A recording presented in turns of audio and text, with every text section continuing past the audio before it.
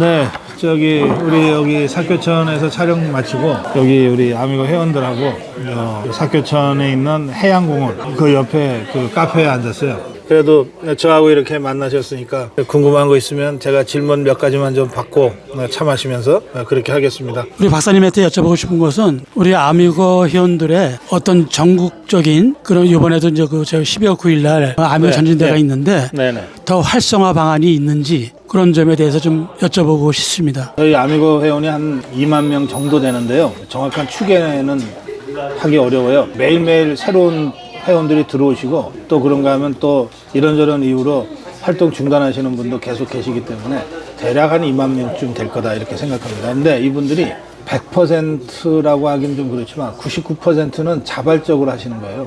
이게 처음에 출발이 고성국 TV의 팬클럽으로 출발을 해서 지금도 팬클럽이에요, 기본적으로. 그러니까 팬클럽을 이렇게 위에서 조직하는 경우는 없잖아요. 그래서 아미고 회원은 기본적으로 자발적인 조직이다 이렇게 보시고, 그 다음에 두 번째는 근데 뭐 우리가 나훈아 팬클럽 같은 그런 연예인 따라다니는 팬클럽은 아니고 자유파의 정치적 노선을 실천하기 위한 팬클럽이죠. 그러다 보니까 참 재밌어요. 싸움이 치열하게 붙을 때 회원들이 늘어요. 막 광화문 집회 가고 막 이럴 때 회원들이 늘어. 그런데 한번 지면은 회원이 줄어. 이게 좌파들하고 다른 점이에요. 우리가 잘 생각하셔야 돼요. 좌파들은요, 자기들이 선거에서 지거나 뭘 지면 회원이 늘어요. 보세요. 이재명이가 작년에 대선 지잖아요. 진 다음에 20만 명이 당원으로 가입을 해요. 이재명 살려야 되니까. 그런 식으로 저 좌파들은 위기가 오면은 오히려 더 결집해서 버텨내거든요. 이게 수십 년간 좌파들의 생존 방식이야. 근데 우리 자유파는 진짜 목숨을 걸고 싸운 경험이 별로 없어요. 한 몇 년 전에 문재인이랑 한판 붙으면서부터 또 그 전까지는 되게 우리 사회의 주류였고, 그렇게 막 목숨 걸고 막 애를 안 써도 되게 잘 돼 갔다고. 잘 될 때는 그건 보이는데 잘 안 되면은 에이 뭐 하고 손 털고 그냥 돌아서고 그냥 수포 마시고 막 이렇게 하듯이 그렇게 되는 거예요. 그래가지고 사실은 우리 유튜버나 또는 우리 자유파 정치 세력의 입장에서는 아니 사람이 하는 일이니까 잘 될 때도 있지만 잘 안 될 때도 있잖아요. 그러면 그때 오히려 더 힘을 필요로 하는데 그때 사람들이 빠져나가는 거야. 3년 전에 선거 졌잖아요, 우리가. 그러고 나서 5만 명이 빠져나갔어요. 고성국 TV에. 구독자 5만 명이 한 일주일 만에 다 그냥 없어지더라고. 나 근데 더 이상 꼴 보기도 싫다. 유튜브도 못 믿겠다. 이러고 다 그냥 구독을 취소해버리고 안 나시는 거예요. 그때 진짜 힘들었어요. 그래서 요번에 강서구청장 선거 있잖아요. 큰 선거도 아닌데 그거 지고 났더니 시청자들이 안 들어오는 거야, 강서구. 이게 아직 우리가 고생을 덜 해서 그런가 하는 생각도 들고. 제가 지금 이제 질문하셨으니까 제가 정말 여러분께 부탁드리는데, 잘 나갈 때는 안 모여도 돼. 근데 우리가 어려울 때가 분명히 와요. 어려울 때 더 모여야지. 어려울 때 우리 아미고 회원들은 그런 면에서는 다른 세력들하고는 그런 면에서는 좀 다르기는 달라. 아미고 회원들은 우리가 힘들 때 으쌰으쌰 영차를 더 열심히 하시는 것 같긴 해. 근데 그게 우리 본부장님들이 긴장을 늦추지 않고 있어서.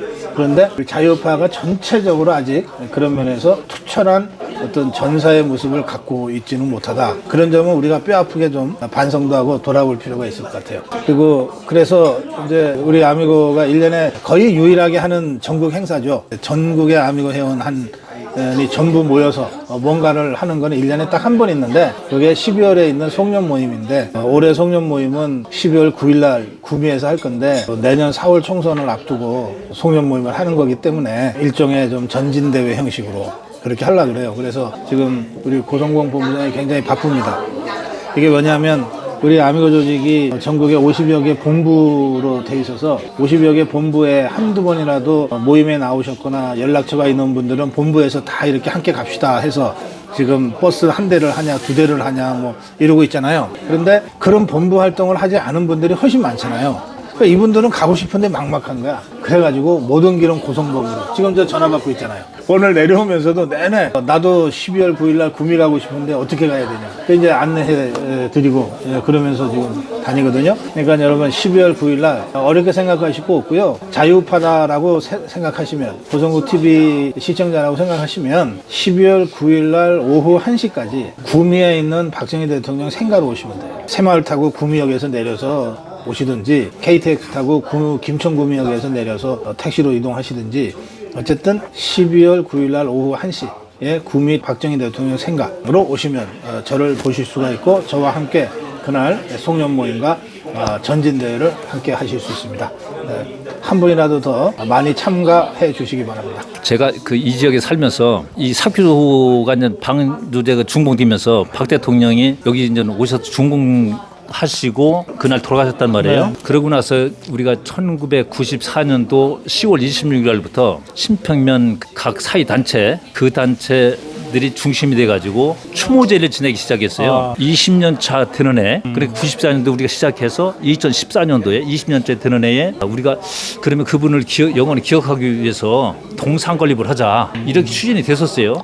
추진이 돼가지고 1차, 2차, 3차까지 모험을 했는데 상당히 힘들게 어떤 그 목적을 다 이루지 못했는데 구미 생가에 가보면은 동상이 건립돼 있단 말이에요. 네. 사이즈가 6m예요. 그래서 우리가 그걸 보고 우리도 그걸 근 사이즈로 하자. 그래서 2015년도에 동상을 제작을 해놨어요. 네. 동상 제작을 해놨는데 아직 거기에 어떤 그 부지가 시하고 어떤 그 원활하게 협의가 안 돼가지고 우리가 그 건립할 수 있는 그런 뭐가 안 됐거든요. 네. 이런 어려움이 있습니다. 어쨌든 내년 이 기념탑이 건립할 것 동시에 한번 해보자.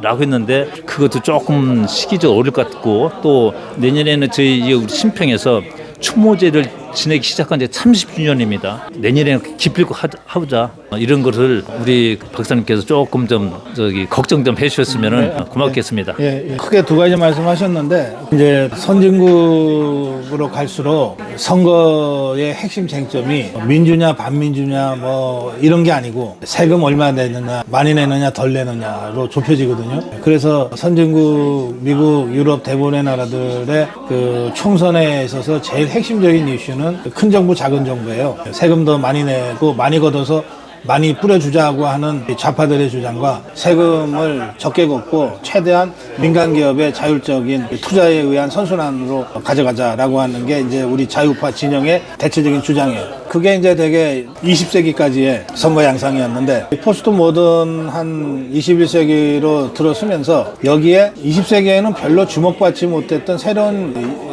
그 사회 문화적 이슈들이 중요한 선거 이슈로 부각되기 시작했어요. 대표적으로 이민 문제예요.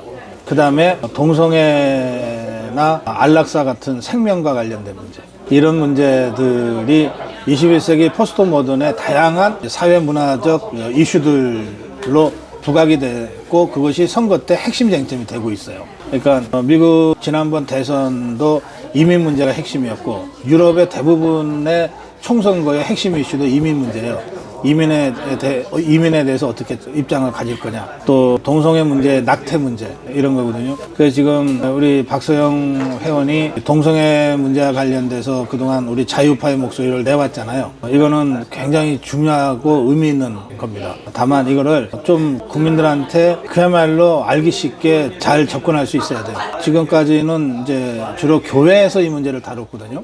교인들한테는 그냥 하나님이 이렇게 말씀하셨다. 성경 몇 장 몇 절에 이렇게 돼 있다. 그걸로 다 설명이 다 끝나요. 하나님 말씀인데 누가 시비를 걸어. 근데 문제는 기독교인이 아닌 사람들한테 이런 문제를 설득력 있게 설명하는 거예요. 그리고 아무리 기독교인 천만 시대라고 하지만 그러면 4천만은 기독교인이 아니라는 뜻이잖아요. 교인이 다수가 아닌 대한민국 사회에서 그런 문화적 이슈를 다수의 이슈로 우리 자유파가 가지고 갈 때 어떤 방식으로 접근할 거냐라고 하는 데 대한 고민이 필요해요. 그러니까 교인들끼리 하는 때는 고민이 필요 없어. 그런데 일반 국민을 상대로 할 때는 고민이 필요하다. 그런 점을 우리 박서영 회원이 좀 더 앞장서서 좀 앞서서 좀 고민들을 해주셨으면 좋겠다 이런 생각이 들고요. 그 다음에 이제 그 박정희 대통령 동상 문제인데 저는 이게 참 재밌잖아요. 그 이렇게 완전히 서로 연락도 하지 않고 떨어져서 연구하는데 우연히 보면 같은 시기에 같은 연구를 하는 경우들이 많아요. 뭐 진화론도 그런 케이스에 해당되고 그렇거든요. 그러니까 박정희 대통령을 재조명하자. 그리고 그 재조명하고 그것을 기리는 방법 중에 하나로 동상 건립을 하자는 게 거의 동시다발적으로 여기저기서 막 벌어지는 거예요. 지지난주에 대구에서 그 박정희 동상 건립 추진위원회 모임을 하고 왔어요. 그리고 또 당진에 와서 또 그 얘기를 듣잖아요. 근데 대구와 당진에 박정희 동상 건립 추진위원회가 뭐 사전에 짜고서 이렇게 하는 건 아니란 말이에요. 그러니까 이게 다 그럴 만한 분위기가 조성이 돼서 정상적이고 상식적인 자유파 국민들 입장에서는 당연히 제기할 문제가 여기서도 터져나오고 저기서도 터져나오는 거예요. 또 이승만 대통령 기념관도 그렇고 그런가 하면 경북 칠곡에는 중학생의 제안으로 워커 장군 흉상이 건립이 됐잖아요. 또 그 워커 장군 흉상과 동시에 백선엽 장군 흉상도 건립이 되잖아요. 그런가 하면 부산에서는 위트컴 장군의 그 동상 건립도 이루어졌거든요. 이게 거의 동시다발적인 거예요. 지금 제가 열거한 분들은 다 6.25 전쟁 때 영웅들이고 북한의 전면전에 맞서서 대한민국을 지켜낸 분들이고 대한민국을 건국하고 근대화를 이루어낸 분들이고 그렇거든요. 그래서 이건 일종의 시대적 흐름이다. 이게 이렇게 동시다발적으로 억지로 이렇게 나올 수가 없다. 여기저기서 이런 움직임이 나오고 이것이 그냥 주장이 아니라 주장이야 뭐 10년 전, 20년 전에도 먼저 깨달은 사람들이 다 주장을 했죠. 그렇지만 이게 구체적인 시민운동의 형태로 또 건립추진위원회의 운동으로 또 많은 사람들이 소액다수 후원을 통해서 이걸 해내고 있거든요. 이승만, 박정희 그리고 대한민국 건국과 체제 수호 과정에서 헌신적인 역할을 했고 중요한 일을 했던 리더들에 대한 전면적인 재조명이 이루어지고 있는 이게 일종의 시대의 트렌드를 반영하고 있는 것이다. 저는 그렇게 생각해요. 이 트렌드는 뭐 한두 사람이 인위적으로 만들 수 있는 게 아니에요. 그 70년대, 80년대에는 완전히 거꾸로 좌파들이 건국 과정에서 패배하고 6.25 전쟁 때 패배하고 근대화 과정에서 자기들이 반대 세력으로 있다가 소외되고 이러면서 완전히 그 역사의 패배자로 있었던 그 좌파들의 역사를 다시 복원하기 위한 굉장히 다양한 움직임들이 있었어요. 80년대. 그게 해방전후서의 인식이라는 책으로 나타나고 이 리영이라는 자의 전환시대의 논리라는 책으로 나타나고 막 이렇게 되잖아요. 또 소설로도 태백산맥 같은 소설이 막 베스트셀러가 되고 그 일종의 트렌드란 말이에요. 그러니까 80년대, 90년대 일종의 종북 주사파적 흐름이 트렌드였다면 그리고 바로 그때 세계적으로도 브루스 커밍스 같은 자가 수정주의 이론 들고 나와가지고 6.25 전쟁은 김일성의 남침이 아니다. 미국이 함정 파고 유도한 것이고 김일성이가 어리석게 거기 걸려든 거다. 이런 황당한 주장이 학계의 정론처럼 받아들여지고 막 그랬어요. 그러니까 그런 80년대, 90년대에 좌파의 이념 공세가 한 시대적 흐름처럼 있었어요. 그 트렌드에 젖었던 사람들이 지금 40대, 50대예요. 고등학교, 대학교 때 바로 80년대, 90년대 그런 종북 주사파의 완전히 거꾸로 된 역사 이념 교육의 세례를 받아가지고 세상을 완전히 거꾸로 보면서 살아온 자들이 지금 50대인 거예요. 그래서 가장 강력한 좌파 세력의 근거지로 지금도 되어 있거든요. 40대, 50대가. 그러니까 그런 흐름이 있어요. 우리가 그 흐름 때문에 하마터면 나라를 완전히 뺏길 뻔했는데 기적적으로 우리가 되찾았잖아요. 그리고 난 다음에 최근에 제가 아까 말씀드린 1년에 이승만 박정희 대통령을 다시 재조명하고 또 근대사의 영웅, 현대사의 영웅들의 동상들이 여기저기서 거의 동시다발적으로 건립이 되고 하는 것들은 새로운 흐름이다 이게. 새로운 자유파의 흐름이 지금 형성되고 있다. 그래서 저는 우여곡절은 있겠지만 내년 총선이나 2026년 지방선거, 2027년 대선까지는 이 트렌드가 주류적 흐름으로 가지고 갈 거다. 그리고 이 흐름에 서 있는 사람이 역사의 정방향에 서서 우리 사회를 주도할 거다. 그렇게 생각합니다. 박서영 회원이나 또 우리 자유파의 많은 그 전사들이 이 흐름 속에서 국회의원 지방 출마도 하고 또 2026년에 지방선거 출마 준비하는 사람들은 굉장히 많습니다. 그런 사람들이 좀 전면적으로 좀 진출을 하는, 그래서 그 과정에서 우리 자유파의 정치적 진지, 사회적 진지, 문화적 진지들을 다시 한번 구축하는, 이거 좌파들이 다 파괴를 해가지고 지긋들 진지로 만들어 놨는데 이걸 다시 다 되찾는 이런 흐름이 앞으로 만들어질 거다, 그렇게 생각합니다. 저기 박사님부터 하나 좀 여쭤볼 게 있는데요. 지금 당 대표의 박사님이 보시기에 정체성은 확실한 겁니까? 아니면 긴가민가한 겁니까? 굉장히 중요한 질문을 하셨어요. 우리가 흔히 정체성이라고 얘기하면 자유우파 맞습니까? 이렇게 묻는 거라고 해석을 해. 그러면 뭐 김기현이 자유우파지. 예? 그러면 정체성에 문제 없다 이렇게 되는데, 저는 정체성 문제를 그렇게 안 봅니다. 목사님이나 저나 우리 박지원 본부장 같은 이런 일반 시민들한테는 그런 정체성이면 돼. 박사님, 목사님 자유우파세요? 좌파세요? 그러면 목사님 자유우파입니다 할 거 아니에요. 그걸로 충분해. 그런데 우리 이제 정치하겠다고 나선 저 박서영 회원만 하더라도 그는 이제 그 수준의 정체성으로는 부족한 거야. 뭐냐면 당연히 자유우파여야지. 거기다 더해서 한 가지 더 질문해야 돼. 뭐냐면 사익을 앞세울 거냐 공익을 앞세울 거냐, 이 정체성이 들어가야 돼요. 이건 일반인이 아니니까. 이제 저희 박지원 본부장님 엊그저께까지는 그냥 일반인이었는데, 회원, 관리되는 회원이었는데 이제 다르다니까. 우리는 민간인, 여기는 공인. 공인한테는 사익 우선, 공익 우선이라고 하는 또 다른 정체성이 필요해요. 그래서 사익을 우선하는 공인은 공인이 아니지.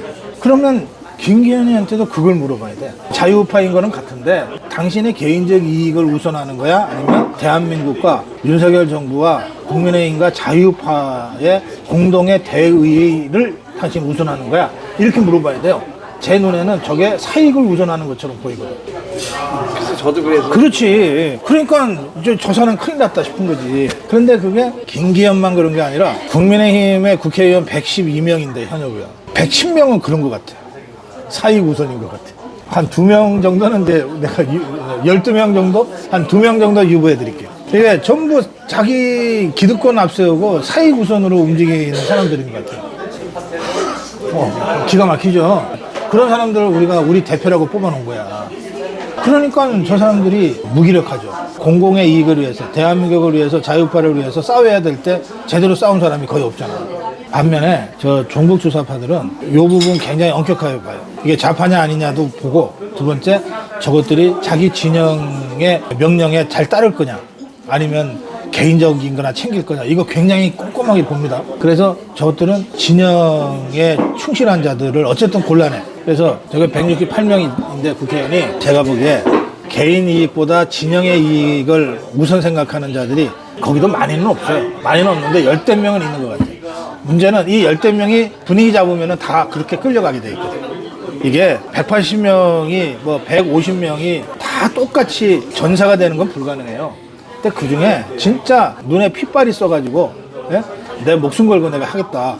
그리고 어영부영하는 그 동료 국회의원들, 선후배 국회의원들한테 막 회초리도 휘두르면서 독려할 수 있는 국회의원이 열댓 명만 있으면 그 당은 그걸로 가요.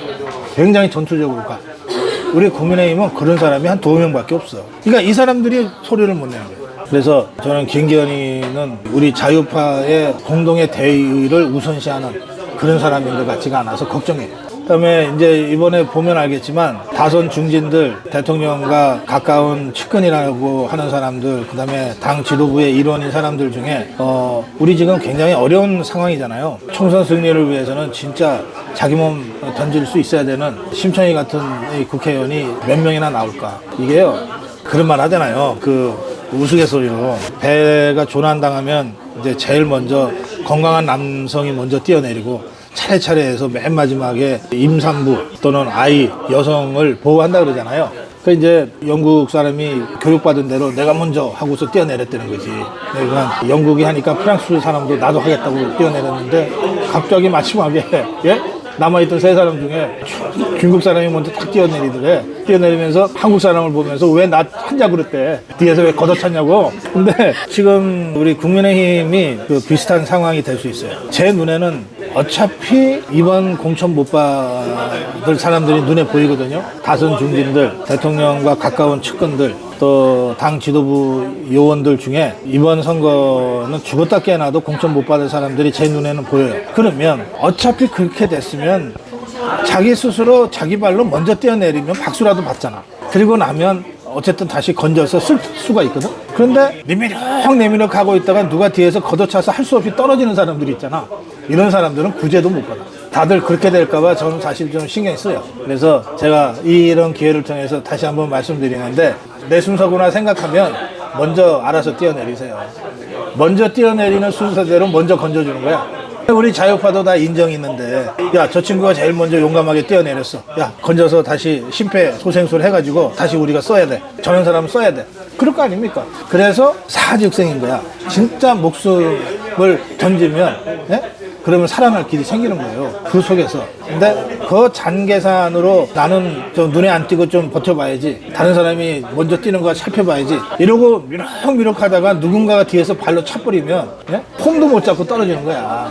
그 사람은 건져주지도 않아. 그러니까 잘들 생각하시라. 그 말씀 제가 드립니다. 유승민이가 먼저 뛰어내릴까봐 그게 걱정되네.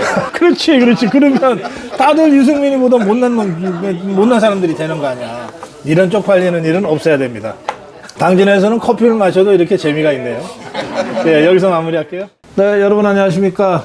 저는 충청남도 당진에 지금 와 있습니다. 당진에서 내년 총선 도전을 선언하고 지금 열심히 뛰고 계신데, 우리 아미고 회원 박서영 회원 만나러 왔습니다. 안녕하세요. 네, 안녕하십니까. 네, 아니, 안녕하십니까. 그렇게 목소리 높이면 선거 때 목이 쉬어서 안 되실 건데. 아, 제가 원래 음량이 좀 큽니다. 그래요. 그리고 또 여기가 우리 박서영 회원이 법무사신데, 법무사 사무실이에요. 근데 사무실이 여기 너무 뭐 많이 들어오셔가지고 다들 서서 계시네요. 우리 박서영 회원 인사 한 말씀 해주세요.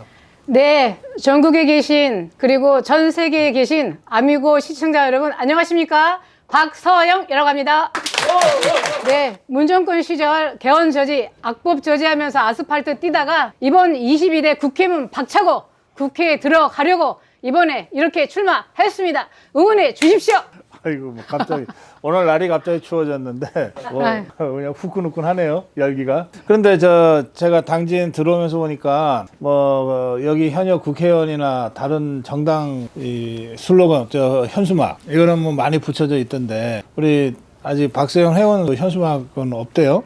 아, 네, 지금 가물차게 준비해서 다음 네. 주부터 마을마다 골목마다 제 얼굴이 딱 나오도록 준비하고 있습니다. 그래요? 네. 혹시 뭐 어떤 내용인지 미리 얘기해 주실 수 있어요? 아따, 거시기 한데요. 네, 여기 당진은 굉장히 이제 30% 정도가 이제 당진 토박이 우리 시민들이시고, 네. 70%가 이제 외지인이신데, 아하. 이제 또 호남 분들이 참 많으세요. 아, 그래요? 네, 그리고 또 호남인들이 굉장히 또 호남은 호남만 찍는 또 그런 결집력이 강하시거든요. 네, 그래서 또 네. 호남의 민심까지, 우리 호남의 그 인심까지 제가 확 휘어잡을 수 있는 그런 비법, 거시기한 비법, 그런 아하. 현수막도 준비하고, 우리 당진의 현안을 시원하게 해결해서 우리 당진이 네. 과거에 지나가는 개도 이 입에 5만 원짜리를 물고 다닌다는 그런 곳이었거든요. 만 원짜리 안 그렇습니까요? 네. 그래서 제가 국회의원 돼서 입에 지나가는 개도 이 10만 원짜리 물고 다니도록 그렇게 한번 만들어 보려고요. 아, 그런 그래요? 현수막 준비하고 있습니다. 그래요. 아이고, 뭐 대단하시네요. 근데 그 호남 분들은 여기에 많이 사시는데 절대 다른 사람 안 찍는다 그러셨잖아요. 그런데 무슨 수로 그분들 표를 얻으시려고? 아이고, 제가 호남이거든요. 아, 그래요? 네, 호적은 당진입니다. 아. 제가 호적은 당진인데 출생지가 호남이세요. 호남 어디예요? 전라남도 해남. 해남. 충절의 고향. 네네. 그 반정부 정권의 그 불의를 참지 못하는 그 과거 그 왕께 충원 직언을 했다가 다 귀향을 갔던 곳, 바로 그 전라남도 해남 출신이고요. 네. 네, 그렇습니다. 아. 그래서 우리 당진 같은 경우는 당진 시내 그 1, 2, 3동 거기가 가장 인구수가 많아서 네. 1, 2, 3동을 잡아야 승리를 한다라는 네. 이런 정설이 있는데요. 또 하나의 두 번째 정설이 호남 향후회가 미는 사람이 된다는 정설이 있고요. 세 번째 정설이 호남은 호남만 민다. 이런 정설이 있습니다. 그래요. 그래서 제가 그 당진 1, 2, 3동에 우리 언니부터 시작해가지고 네. 그럼 네. 호남 향후회가 밀기로 했나요? 아이고, 저는 호남 향후에는 이제 일단은 그분들은 이제 너무 콘크리트라 그 외에도 호남 향후에 들지 않은 분들이 훨씬 더 많습니다. 그래요. 네, 어마어마하고요. 그런 분들 제가 이제 당진사랑, 호남사랑 그런 대표인데 보수 그리고 이제 중도층 호남인들 네, 그분들의 단체인데요. 이제 봉사단체고 그래요. 네, 알겠어요. 그런 분들의 이제 마음을 제가 많이 얻고 있습니다. 예, 호남에 좌파만 있는 건 아니다. 이거죠? 아유 그럼요. 알겠어요. 근데 우리 박서영 회원 쭉 이렇게 활동하신 거 보면 우리 자유파로서 그 거리에서 종북 주사파들하고 투쟁하는 일을 주로 하셨는데. 네, 그렇죠? 제가 예. 반정부 시위대 출신이죠. 그래요. 네.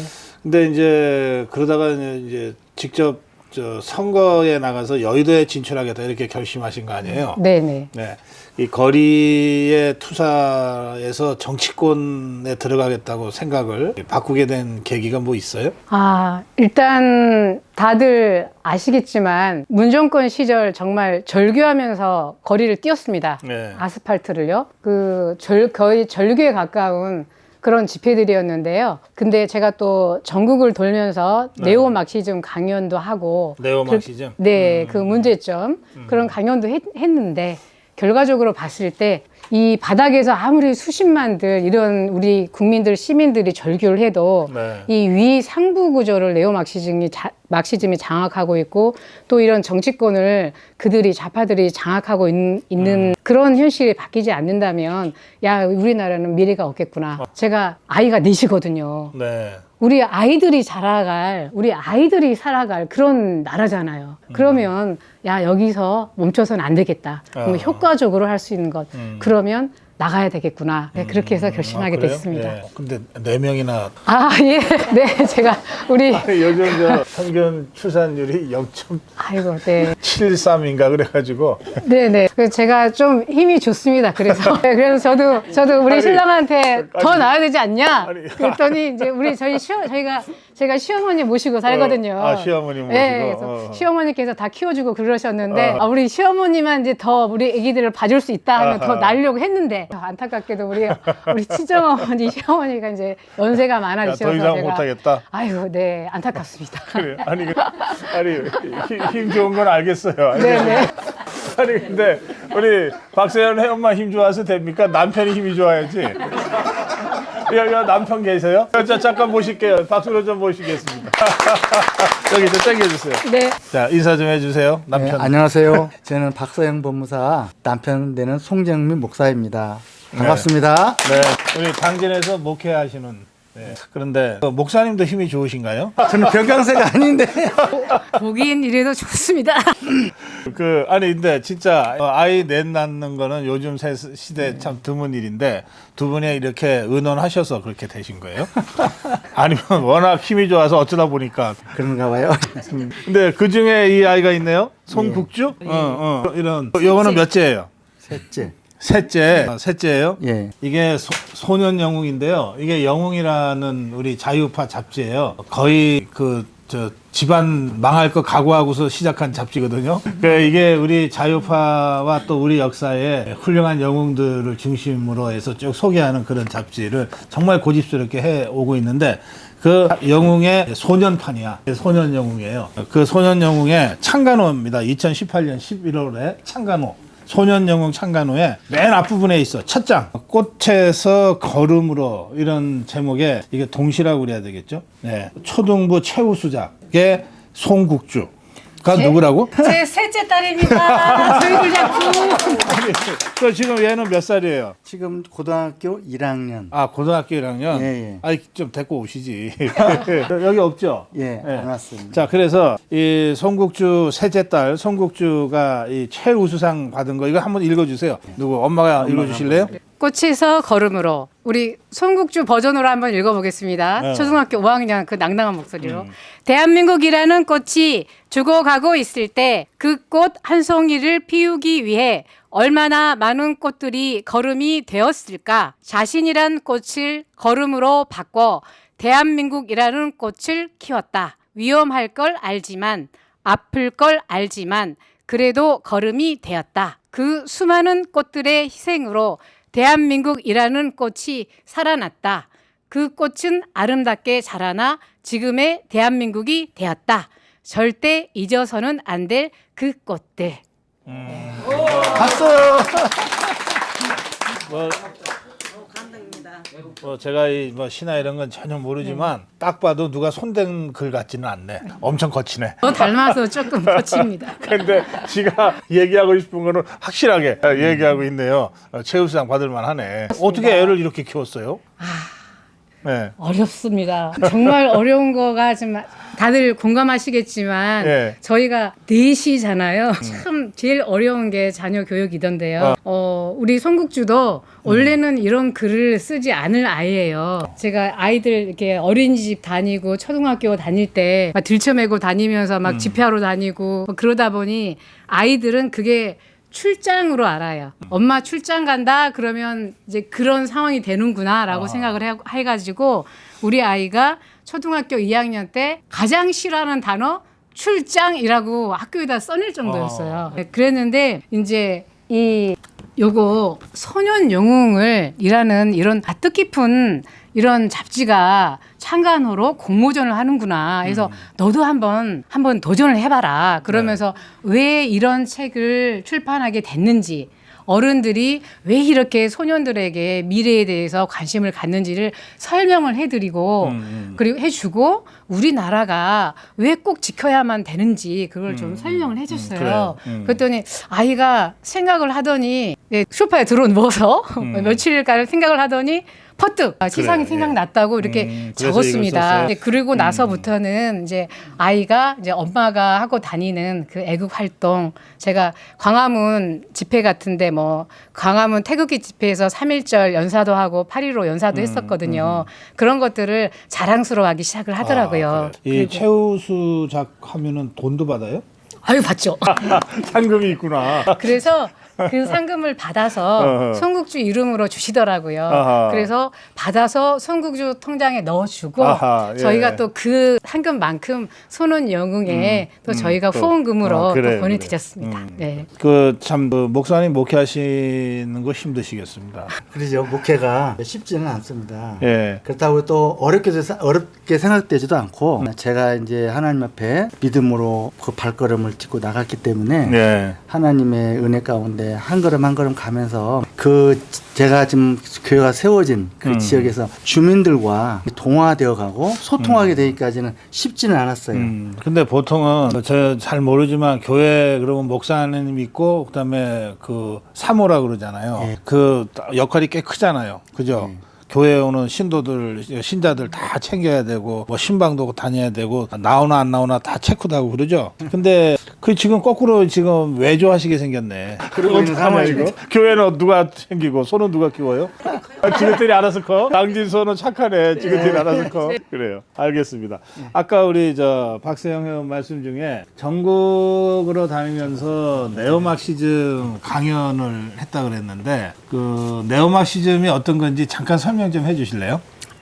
일단은 네오마르시즘을 간단하게 설명하자 보면 신공산주의라는 의미인데요. 예, 요즘 다들 이 세상에 요즘 세상에 웬 공산주의 이렇게 말씀을 하시지만 과거 공산주의가 이제 쇠퇴할 당시 열혈 공산주의자들이 칼 막스의 경제학 철학 수고에다가 그 당시 최고 인기가 있었던 두 가지를 덧붙입니다. 첫 번째가 공산주의에다가 휴머니즘을 결합을 시켜서 이 공산주의는 국민들이 이렇게 알레르기 반응을 일으키니까 뒤로 감추고 이 휴머니즘을 앞세웁니다. 그래서 지금 곧 인권, 평등, 평화, 소수자 인권 보호 그럴듯한 단어 그걸 앞세우죠. 그랬더니 우리 이 전 세계의 이 인구들이 그냥 폭발적으로 추종자들을 확보하게 되었고요.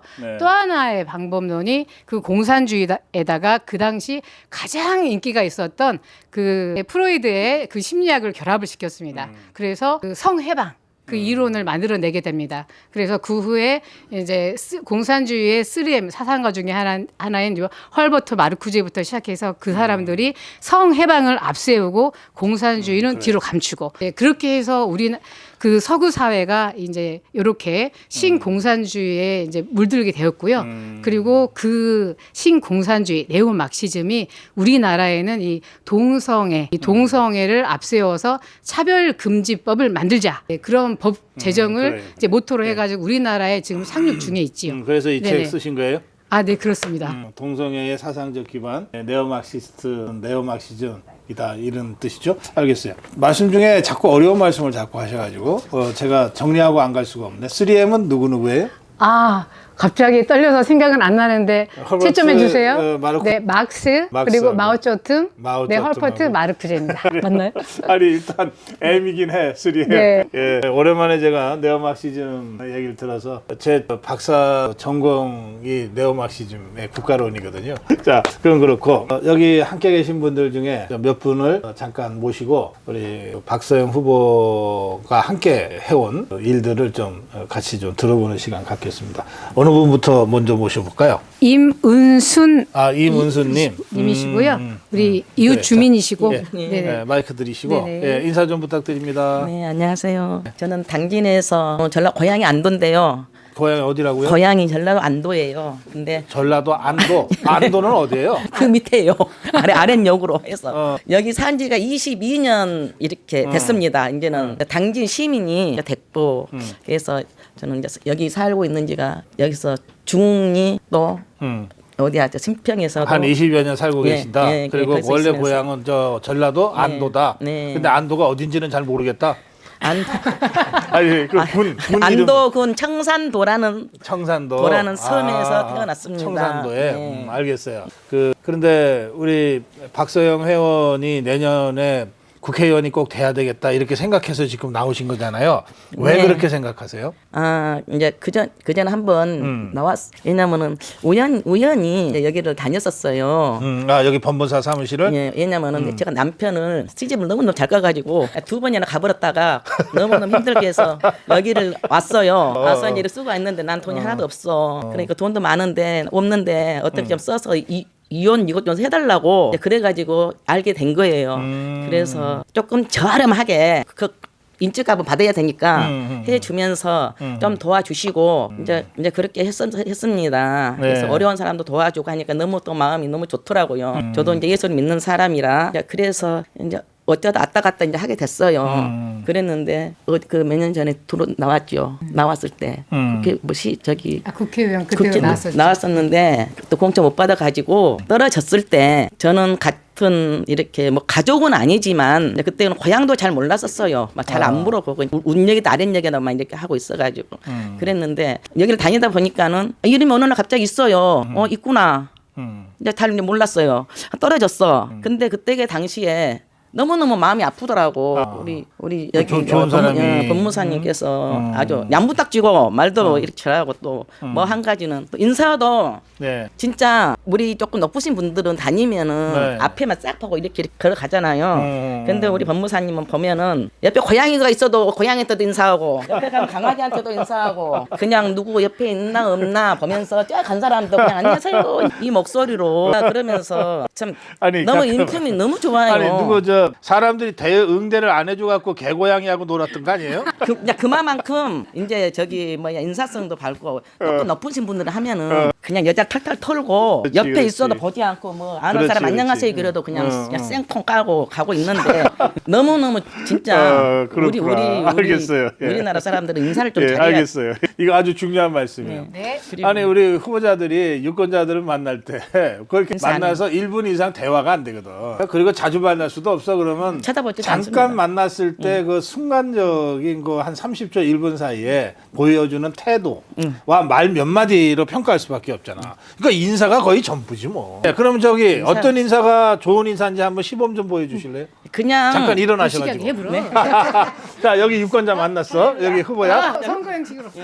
한번 해보세요. 여기 유권자 만났어요. 안녕하세요 할렐루야 아니 지금 교회 목사 뽑는 거 아니에요? 이제 조금 더 웃기려고 안녕하세요 하면서 안녕하십니까 이렇게 하면서 인사 그래 알겠어요. 인사 잘한다고 아까 그러셨는데 그럼 우리 박서영 회원은 어떻게 인사하세요? 아 저요? 일단 와메 아이고 거시기 하네요 이. 아이고 거시기 하셨어요. 아 그러니까 거시기 하세요 이. 아이고 거시기 해야죠. 네 거시기 할게요. 아이고 예예 이렇게 해야죠. 아이고 예. 이게 이제 당진 1, 2, 3동 이제 인사법이고요. 제가 이제 마을 같은데 가면 이제 예를 들어서 관광차에 가서 이제 관광 가시잖아요. 인사를 하면 이제 제 음량이 좀 커요. 이 집회 같은데 하다가 보면 이제 맞불 집회 하다 보면 예. 제가 딱 막 소리를 지르면 앰프가 딱 꺼져버려요. 근데 관광차 안에서 이거 그렇군요. 귀가 아프시죠? 예, 지금 우리 최재임 PD가 이 이니어를 끼고 방 촬영을 하는데 귀가 아파서 못 하겠대. 예. 그래서 관광차 안에서 제가 인사를 하면 이렇게 빨갛게 옷을 입고 인사를 하죠. 우렁차게. 네 아이 엄마입니다 하면서 똑같이 하면 또 이거 앰프 나가버리거든요. 아하. 그렇게 하면 관광차 밖에서도 들린다고 합니다. 그래요. 네, 그렇게 이제 아주 그냥 알겠어요. 당차게. 네, 이런 그렇게 하고 사람이 있습니다. 꼭 필요한 데가 있어요. 네. 여의도에 국회의사당이라고 있어요. 네. 고맙습니다. 그래요. 또 다음 분 한번 모셔볼까요? 네, 고맙습니다. 자, 다음엔 어느 분? 네. 예. 자, 박수로 모시겠습니다.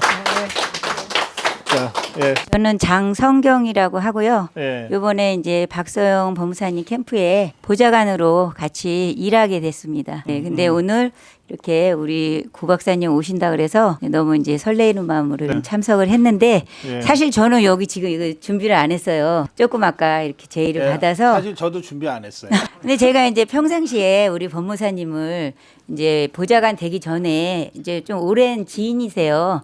근데 이제 이렇게 살아가는 모습을 보니까 예. 참 그런데 네. 그런데요. 네. 이게 오랜 지인이니까 이렇게 나란히 앉아서 친구처럼 하잖아요. 네, 네. 보좌관님은 같이 이렇게 앉으면 안 되는. 얼마나 말씀하세요. 저기 사랑이 많으시고 마음이 겸손하고 예쁜지 오히려 제가 그냥 이렇게 불편한 정도로 이렇게 아하. 섬겨주세요. 네. 네. 네. 그래요. 지금 이제 같이 다니신 지 좀 됐어요? 네, 조금 됐어요. 그래요. 뭐 우리 박서영 회원의 그 스타일로 봐서 그 며칠 사이에라도 뭔가 하여튼 사건 사고 많이 있었을 것 같아. 네, 사건이 많이 있었는데 그래요? 네, 그 중에 하나는 제가 황당했던 예. 날이 있었어요. 이제 같이 이제 만나서 이제 명함을 돌리기로 약속이 돼 있었거든요. 그래서 저는 막 준비를 했을 거 아니에요. 근데 연락이 안 돼요. 그래서 나중에 연락이 됐는데 저거 약속을 잊은 채 법원에 갔다는 거예요. 그래서 법원을 왜 가냐? 지금 어디 가기로 했는데 그렇게 이제 왜 가셨냐? 그랬더니 저기 그 어떤 연로하신 정말 고령이신 네. 어머니께서 굉장히 안 좋은 사정이 놓여 있어서 이게 뭐 승소할 거는 아니지만 혼자 보내는 거는 너무 그분이 쓸쓸하고 안 외롭고 돼서. 안 돼서 그래도 주변에 이런 내가 있다 이런 사람이 있다 이 어머니한테도 그렇지, 이런 그렇지. 지인이 있다 이거를 보여주기 위해서 이기기 예. 위해서 간 게 아니고 그 말을 듣고 나니까 역시 우리 박서영 법무사님은 그동안 당진시 시청에서도 그 무료법률 상담을 한 10년간 하셨거든요. 네, 네. 그래서 그뿐만 아니고 이러저러한 어려운 분들에게 이제 그 무료로 이렇게 많이 이렇게 봉사를 하셨어요. 하여튼 이게 어려운 사람은 그냥 보안 넘기지를 못하는 분이네. 네, 애민 정신이 아주 예. 뛰어나세요. 예. 그러면 아니 봉사활동 계속 하시지 웬 정치야. 더 큰 봉사를 할 수 있는 곳이 바로 국회잖아요.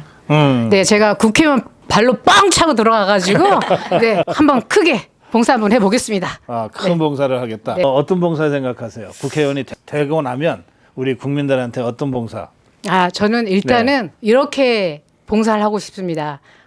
법을 잘 지키시는 선량한 국민들이 정말 행복할 수 있는 그런 나라를 만들어 드리는 것이 가장 큰 봉사라고 생각합니다. 그래요. 저도 정치판에서 비슷한 경험이 있어요, 보좌관님. 네. 그러니까는 명함 나눠주기로 약속했는데 안 나타났다는 네, 거예요. 그 어려운 분 옆에서 지켜줘야 되겠다고. 네, 네. 저도 어느 날 굉장히 중요한 그 선거 토론이 있었는데 네. 서울시장 선거 네. 경선이었어요. 예. 후보가 갑자기 안 나타났어. 예? 그래갖고 이제 화도 좀 나고 그래서 연락을 했더니 이자가 IT로 갔다는 거예요. IT요? 예. 봉사하러. 그 지진 나가지고서 거의 네. 나라가 무너졌던 데 있잖아요. 네, 네. IT 공항고 네. 거기 봉사하러 갔더니 거기 공항도 다 폐쇄되고 이래가지고 가는 데만 3일 걸렸어요 그때. 예, 그랬다는 거예요. 그래서 이제 갔다 왔어요. 어떻게 이미 갔는데 어떻게 돌아온 걸 내가 붙잡고 야단을 쳤지. 네. 아니 어떻게 사람이 그럴 수 있냐. 지금 선거가 한 달밖에 안 남았는데 열흘을 그렇게 써먹으면 어떡하냐. 막 뭐라 그랬어요. 네. 그랬더니 이 사람 하는 말이 그 전날 밤 꿈에 하나님께서 가라고 그러셔가지고 거역할 수가 없었다는 거야. 비슷해요. 성령님께서 그렇지. 예, 인도하셔가지고 어쩔 수 없었다. 저한테 막 그러니까. 그러는 거예요. 예. 저도 막 뭐라고 했죠. 그렇지. 네, 그랬더니 성령님께서 음성이 들렸다는 거예요. 우리 어려운 사람을 돕는 게 먼저라고. 내가 야단치다 말고 이웃 사랑이 야단치다 최우선이잖아요. 말고 내가 칭찬했다니까. 네, 그래. 네, 저도 그랬어요. 떨어져도 좋다. 그렇게 살아야지. 떨어지면 안 되는데 너무나 그 뒤로 제가 다시 한번 마음속으로 존경하는 마음이 또 다시 그래. 생기더라고요. 그러면서 그 이제 그 어르신이 이제 막 그 나중에 아드님이 오셨대요. 오셨는데도 뭐 이렇게 집으로 오실 때 아유 우리 아들보다 법무사가 더 좋아 그러면서 법무사님 차 타고 이렇게 댁으로 같이 가셨다고. 잘하셨어요. 당진에는 박수영이 있고 네. 저한테 그렇게 해서 야단 맞았던 친구는 원희룡이었어요. 아. 그래서 그때 서울시장 선거 떨어졌다니까. 그런데 지금 대권 주자로 잘 하고 있잖아요. 네. 예, 길게 봐야지. 네네. 그래. 자, 우리 장성경님 앞으로도 이제 선거를 늘 함께 하고 다니실 거니까 저기 길에서 많이 보시게 되면 우리 후보도 후보지만 이 보좌관들이 고생이 10배 이상 돼요. 뭘 사줘도 이 사람한테 사줘야 돼. 고맙습니다. 네, 감사합니다. 자, 그럼 다음에 또 어느 분 모실까요? 어서 오십시오, 대표님. 안녕하세요. 인사 좀 해주실까요? 안녕하세요. 저는 당찬 시민연대 대표 박형곤이라는 사람이고요. 감리교회 장로를 가진 신앙인입니다. 만나서 반갑습니다. 예, 그 당찬이 뭐예요? 당진 당자예요? 당당하고 활기찬 이런 우리 말로 당찬. 그렇죠. 아니 예. 근데 여기 예. 당진의 당자 아니냐?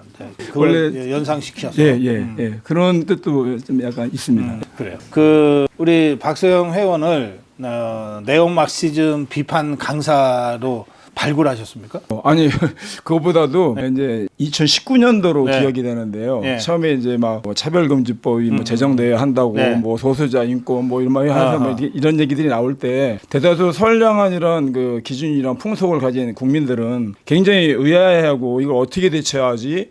그리고 이 법의 내용이 주장하는 게 도대체 뭔가 이렇게 할 때 그때 제가 이 법무사님을 우연히 알게 됐어요. 그래서 제가 2019년도에 교회 한 군데를 갖다 정해가지고 그 지방에 있는 교인들 다 모이게 한 다음에 이 법무사님을 초청해서 이렇게 강연을 이제 저희들이 들은 적이 있어요. 예. 그래서 그때 강연을 갖다 이제 하셨는데 너무 당차신 거예요, 진짜. 막 체구도 작으신 분이 진짜 막 쩌렁쩌렁하면 또렷한 목소리로 이렇게 그 차별금지법이 갖고 올 어떤 이런 폐해라든가 또 우리 자유민주주의를 갖다 위협하는 이런 요소에 대해서 얘기하실 때 많은 사람들이 굉장히 공감을 했어요. 그래서 우리 박형권 대표님도 거기에 이제 우리 박서영 회원한테 매료되셨네요. 그렇죠. 그래요? 팬이 됐습니다. 자, 그러면 근데 뭐 우리 아미고 회원들이나 고성구 TV 시청자들은 박서영이 연설하는 걸 한 번도 못 봤으니까 강연한 거를 예? 전 뭔 소리 하나 그럴 거 아니에요. 그러니까 그 우리 박형권 대표님을 매료시켰다는 그 연설 강연 그거 한 1분 정도만 한번 보여주세요. 또 보여주세요. 자신 없으면 말고. 터질 텐데 괜찮으세요? 소리 질러보세요. 자, 그럼 광화문 버전으로 한번 해보겠습니다. 안녕하십니까? 자유민주주의를 사랑하시는 애국 시민 여러분, 안녕하십니까? 오늘 우리는 생명을 걸고 자유민주주의를 지키고자 이 자리에 모인 것입니다. 그렇지 않습니까? 네. 그래요.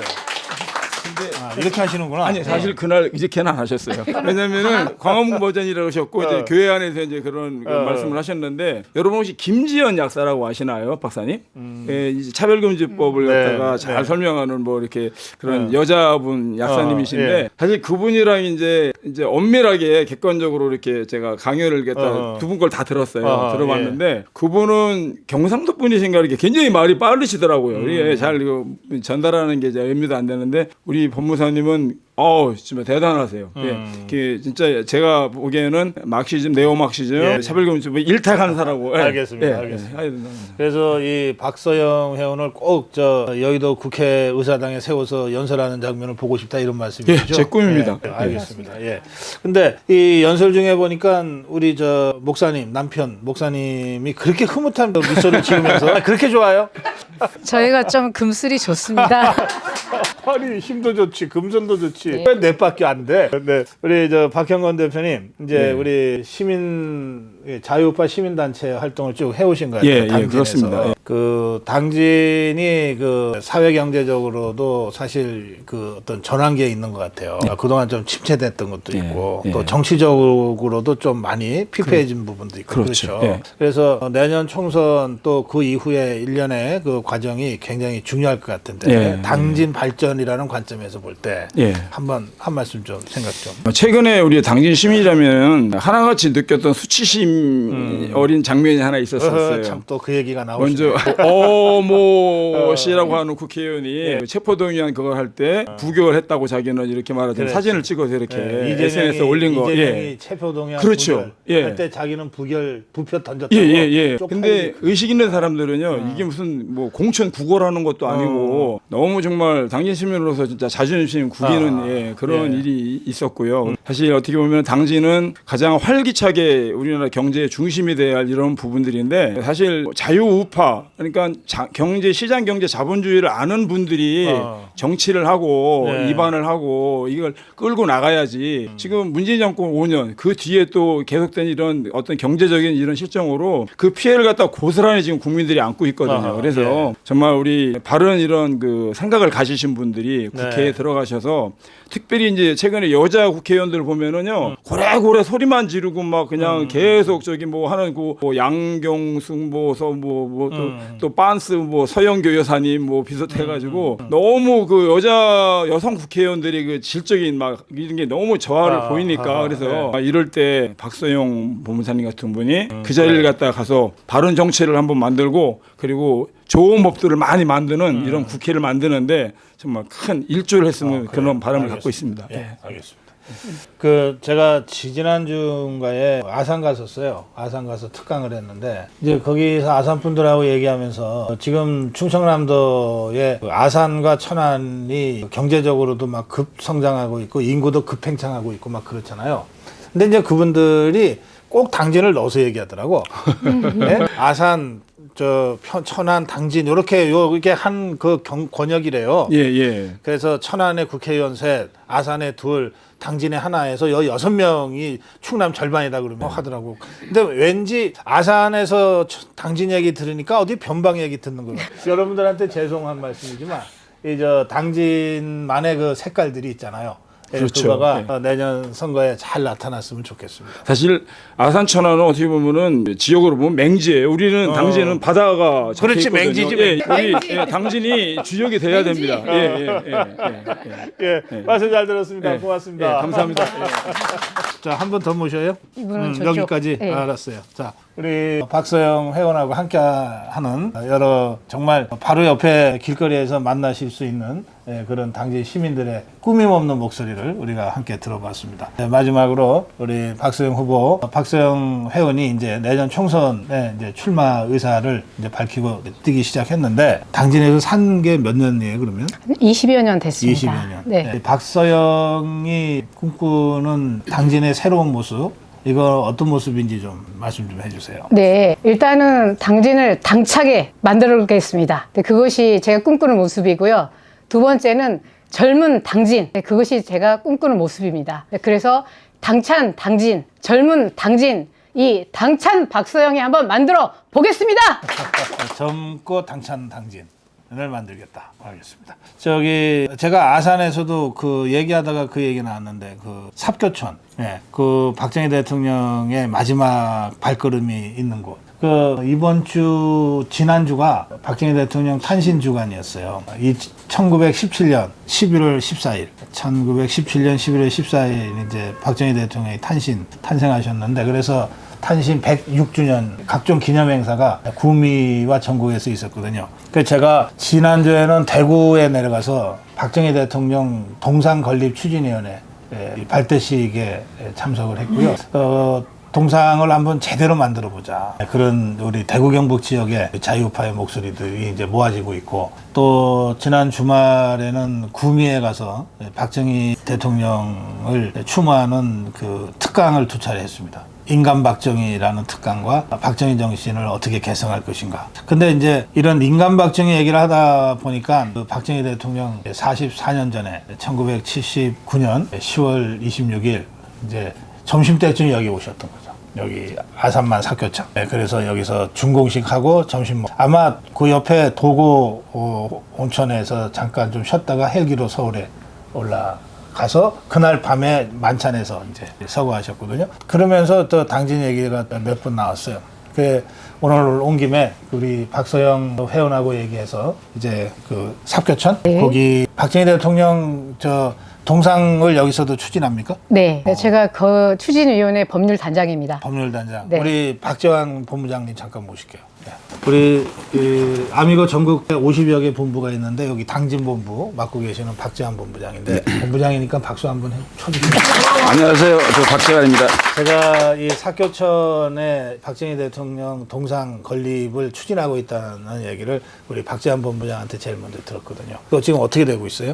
지금 이제 열심히 추진하고 있는 중인데 그게 이게 원래 좀 충청도가 그렇잖아요. 금방금방 잘 안 됩니다. 조금 달고가마 돼야 되기 때문에 그런데 이게 어차피 달궈져 가지고 딱 정리가 되고 나면은 이거는 뭐 핵폭탄이 떨어져도 안 부서지는 그 정도예요. 다른 데하고 틀립니다. 열심히 지금 추진하고 있고 네. 또 여기 그 우리 이 박서영 회원 그 이 이제 그 박정희 동상 건립 의원의 법률 단장. 예, 아주 열심히 잘하고 계세요. 예, 여러분들이 조금 더 힘 좀 실어주시고 또 우리 아미고도 옆에서 열심히 돕겠습니다. 감사합니다. 네, 그래서 우리 박서영 회원의 사무실, 법무사 사무실에서의 토크는 이 정도로 마치고요. 우리 그 사교천 현장으로 가서 박정희 대통령 동상 건립 상황을 다시 한번 현장에서 말씀 듣는 걸로 하겠습니다. 네, 시청자 여러분, 여기 사교천 여기 해상공원이죠. 네. 저 뒤쪽에 저 간문 보이는 저희가 이제 아산만 방조제예요.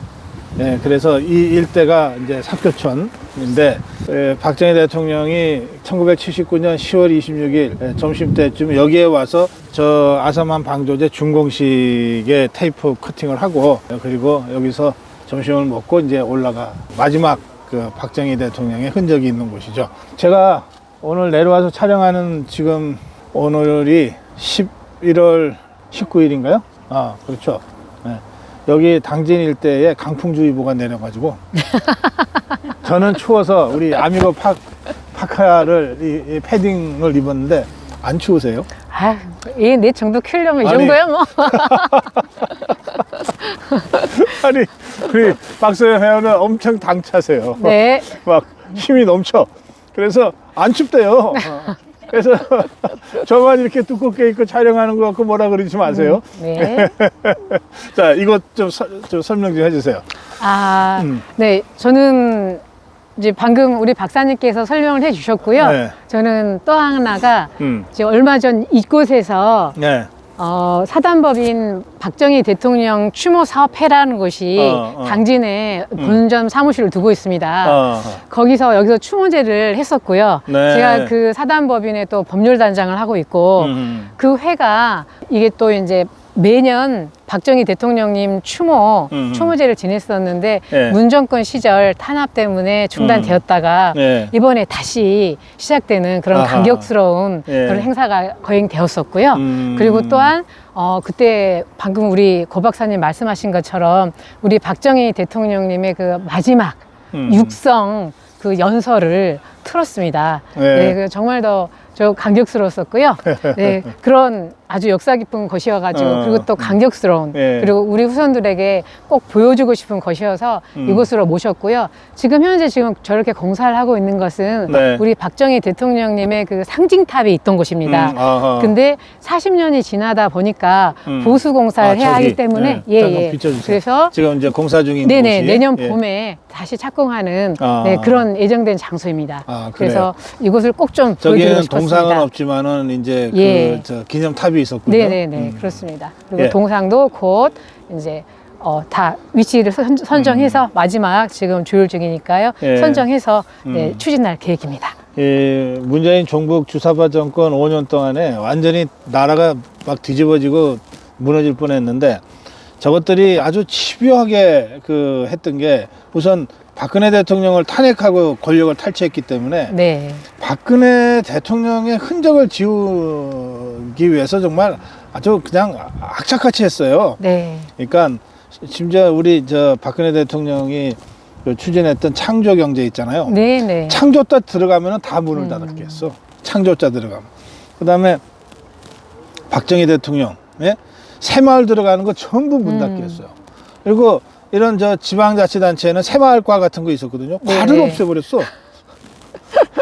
과를 없애버리고 예산 삭감하고 뭐 난리가 아니었어요. 심지어 그 구미, 그 구미 시장 어쩌다가 우리가 그때 저 더불어민주당한테 그 뺏겨가지고 구미에서부터 박정희 지우기가 막 대대적으로 아 그때 정말 그런 세월이 있었어요. 그런데 그런 역사라는 게 그렇게 지운다고 지워질까요? 그러니까. 세계사가 있는데, 그러니까 저희 지금 이제 역사를 지웠다는 그런 말씀을 하셔서 제가 들은 생각이 저희 큰아들이 군대를 갔다 왔는데 이게 완전히 좌파 청년이 돼갖고 온 거예요.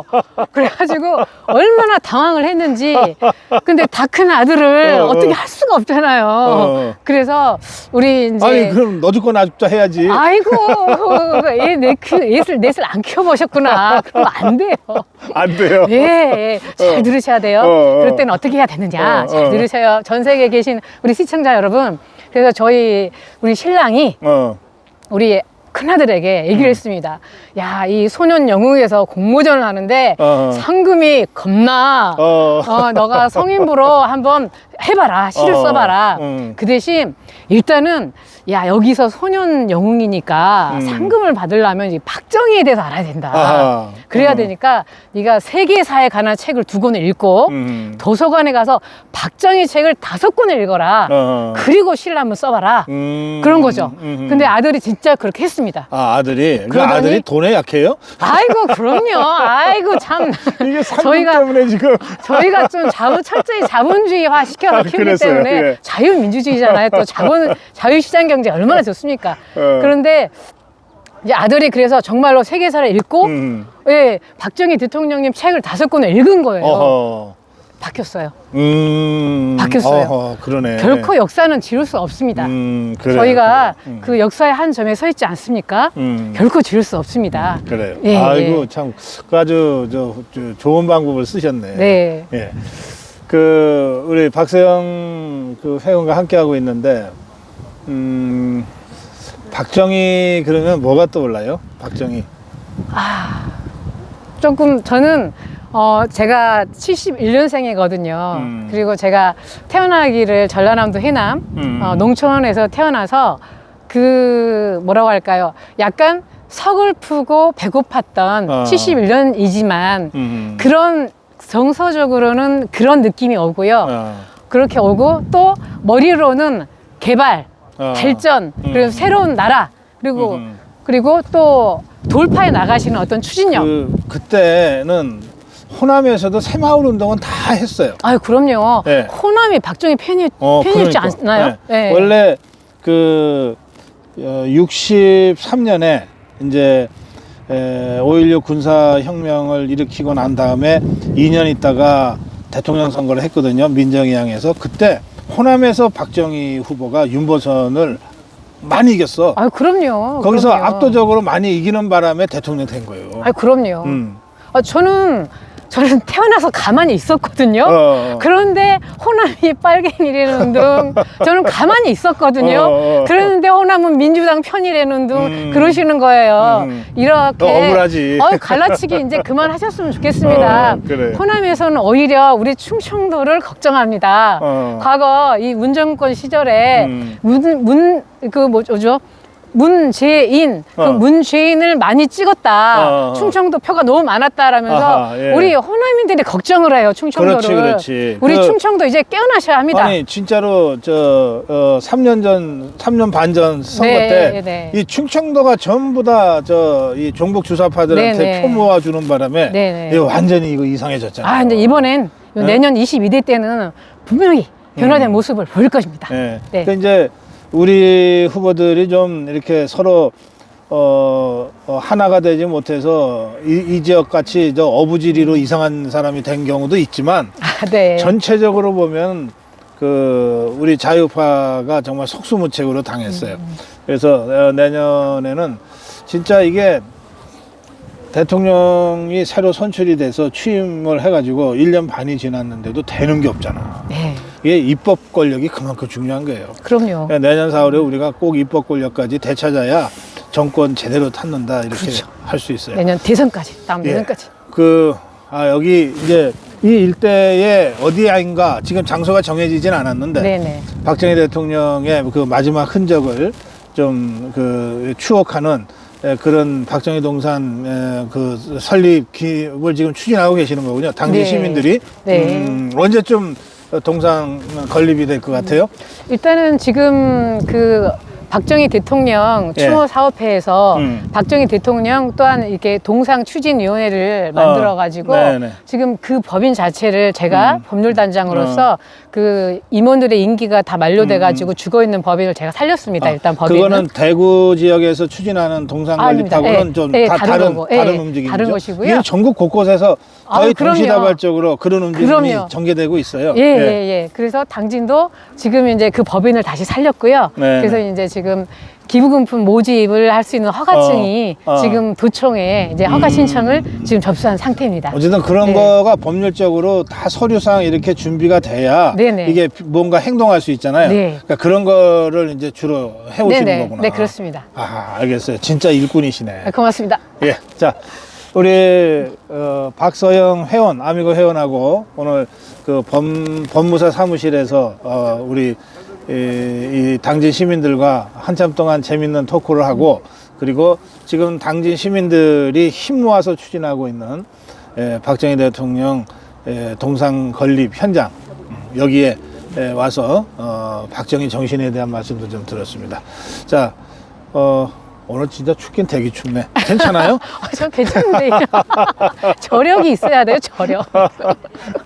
그래서 저는 정치를 못하고 우리 박서영 회원은 정치를 하시는 거예요. 고맙습니다. 자, 우리 자유우파 시민들께 고성구TV 시청자들께 마무리 인사 한 말씀 해주시기 바랍니다. 네, 감사합니다. 네, 내년 22대 총선 반드시 승리해서 대선까지 그 힘을 한번 가십시다. 네, 그리고 그래서 우리 자유민주주의 이 소중한 이 대한민국을 우리 아이들에게 기필코 전승시킬 수 있는 그런 나라 함께 만들어 가시길 부탁드리겠습니다. 그렇습니다. 우리 저 박서영 회원하고는 몰래 뭘 못하겠네. 하도 목소리가 커가지고. 자, 시청자 여러분, 충청남도 당진에서 우리 내년 총선을 이 지역에서 준비하고 있는 박서영 회원 만나봤습니다. 고맙습니다. 고성국TV는 자유우파의 유일 정론 방송입니다. 고성국TV는 윤석열 정권을 지켜내고 2024년 총선을 승리로 이끄는데 모든 힘을 다 쏟아부을 것입니다. 고성국TV가 어떠한 외압에도 흔들리지 않고 오로지 자유우파의 정론 방송으로 나아갈 수 있도록 후원해 주십시오. 지금 바로 010-9045-3010으로 전화 주십시오. 정론 방송으로 보답하겠습니다. 감사합니다. 고성국TV 화이팅!